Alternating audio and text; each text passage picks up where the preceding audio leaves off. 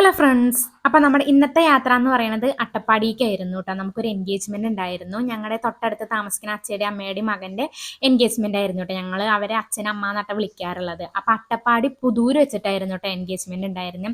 ഇങ്ങനെയാണെങ്കിൽ ചുരമൊക്കെ കയറി വന്നപ്പോഴേക്കും ആകെ ക്ഷീണിച്ചായിരുന്നു കേട്ടോ. ഞങ്ങളിങ്ങനെ ഇടയ്ക്കും തലക്ക് ഈ കൽക്കണ്ടി വരെ എന്നൊക്കെ വരിക എന്നല്ലാണ്ട് ഞാനൊക്കെ ഇങ്ങനെ പുതൂർ ഇത്രയും ലോങ് അങ്ങനെ വരാറില്ല കേട്ടോ. രണ്ടാമത്തെ മൂന്നാമത്തെ വട്ടമാണ് ഞങ്ങൾ വരുന്നുണ്ടായിരുന്നത്.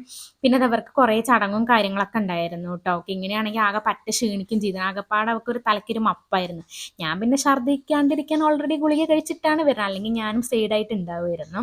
അപ്പോൾ അതാട്ടോ നമ്മുടെ ചെക്കൻ അഖിലേഷ് എന്നാണ് പേര്. പിന്നെ പെണ്ണിന്റെ പേര് അഖില എന്നാട്ടോ. നല്ല കോമ്പിനേഷൻ അല്ലേ, അഖിലേഷ് അഖില എന്നുള്ളത്. എനിക്ക് ഇങ്ങനെയൊക്കെ എവിടെ ഇരിപ്പ് ഉറക്കാത്തോണ്ട് ഞാൻ അവളെയും കൊണ്ട് നടക്കുമായിരുന്നു കേട്ടോ. പിന്നെ അത് ചെക്കനെ ഫ്ലവറൊക്കെ ആദ്യം തന്നെ കൊടുക്കുന്നുണ്ടായിരുന്നു. പിന്നെ അത് കഴിഞ്ഞ് വരയിലൊക്കെ ഇരുന്നിട്ടാട്ടോ റിങ് എക്സ്ചേഞ്ച്. ഞങ്ങളുടെ ഇങ്ങനെയൊന്നുമല്ല, ഓരോ ഇതിലിങ്ങനെ ഓരോ വ്യത്യസ്തമായിട്ടായിരിക്കുമല്ലോ. പിന്നെ അതാ മിഠായി കൊടുത്ത് അവരുടെ അമ്മായി മാമനും കേട്ടോ. അപ്പോൾ അവൾക്ക് തന്നെ കൊടുക്കണം എന്ന് പറഞ്ഞിട്ട് അവൾ തന്നെ കേട്ടോ പോയിട്ട് മിഠായി കൊടുക്കുന്നുണ്ടായിരുന്നു. പിന്നെ അതാ കേക്ക് കട്ടിങ് ഒക്കെ ഉണ്ടായിരുന്നു. അവർ രണ്ടുപേരും അങ്ങോട്ടും ഇങ്ങോട്ടും വായിൽ വെച്ച് കൊടുക്കണ കണ്ടോ, എന്താണെന്നാണല്ലേ. ഇതൊക്കെ കുറച്ച് കഴിഞ്ഞാൽ മാറിക്കോളും. പിന്നെ അതാ അവസാനം വെച്ചിട്ട് നമ്മളെ സദ്യ കഴിക്കണമല്ലോ. സദ്യ തികച്ചും വ്യത്യസ്തമായിരുന്നു കേട്ടോ. ഞങ്ങളുടെ നാട്ടിൽ വെച്ചുള്ള സദ്യയൊക്കെ തികച്ചും വ്യത്യസ്തമായിട്ടൊരു സദ്യ. ആദ്യം പരിപ്പ് കൊണ്ടൊന്ന് ഒഴിച്ച് ഞങ്ങളിൽ ഒറ്റൊരു കറി ഉണ്ടാവുള്ളൂ, സാമ്പാറേ ഉണ്ടാവുള്ളൂ കേട്ടോ.